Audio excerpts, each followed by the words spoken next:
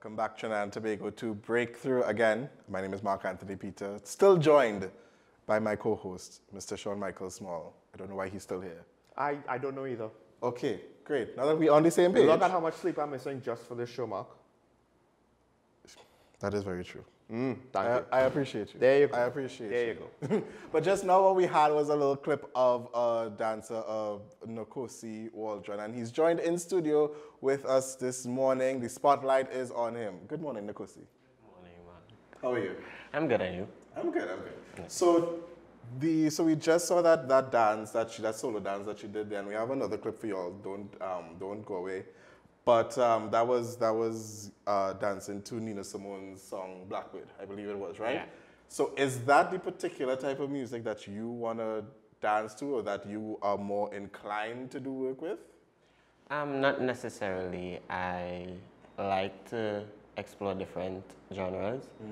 But as I said, jazz is life, right? But I more gravitate towards folk or a fusion. So it's most time I'll do jazz fused with folk, or probably something fused with contemporary. Okay, great. And you are you're still doing dance at UTT, or you've graduated? I'm going into my final year. You're going in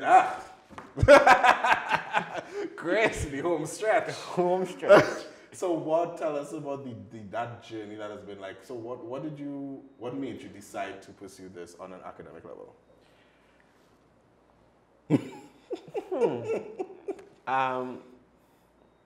I was advised to. Okay.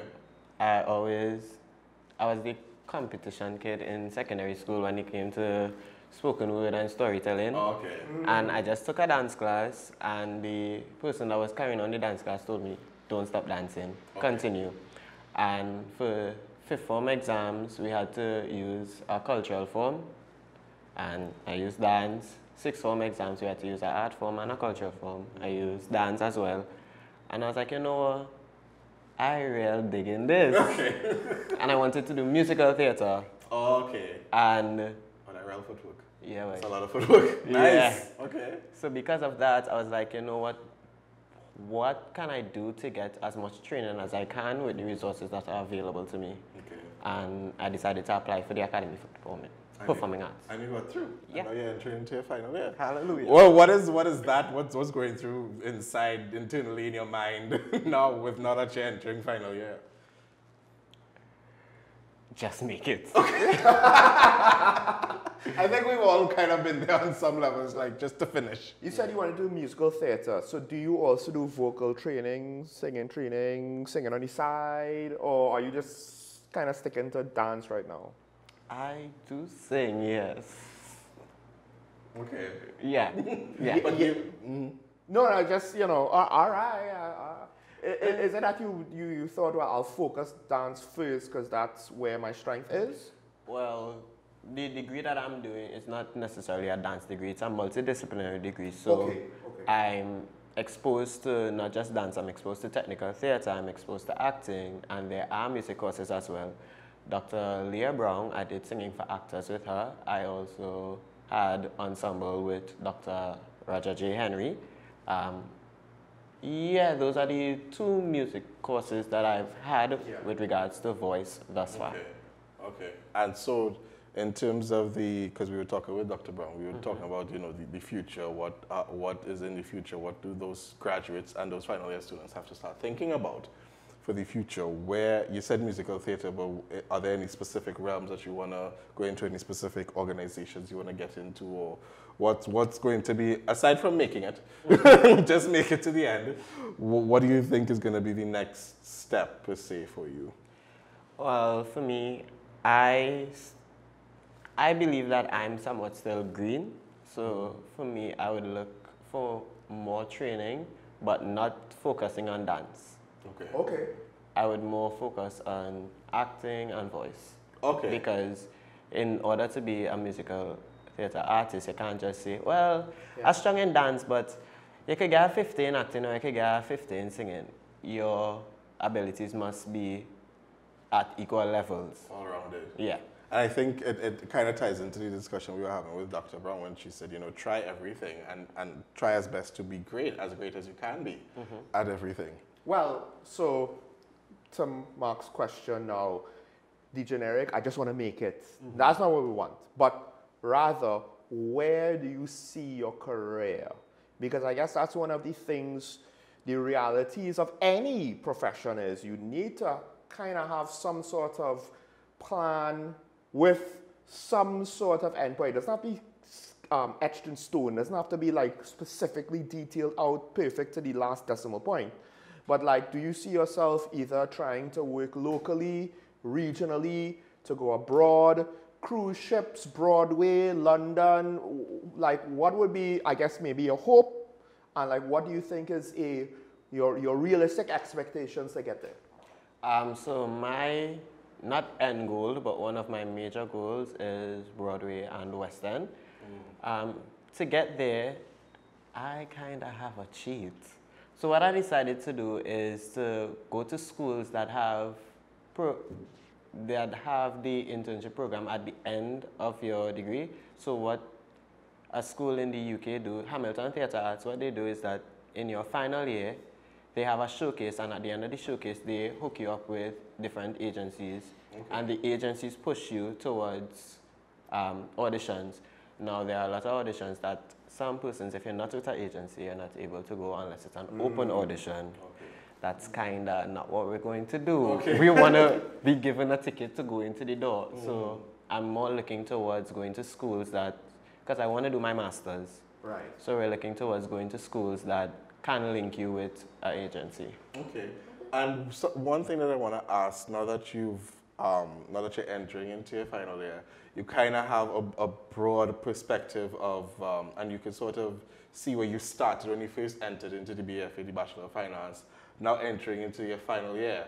If there was a student who was just entering or is thinking about entering, what's one thing or a few things that you would tell them to keep in mind, to always make sure that you're doing certain things right, or watch out? What's some advice you would give to them? Make the most of your experience there. Okay. Right?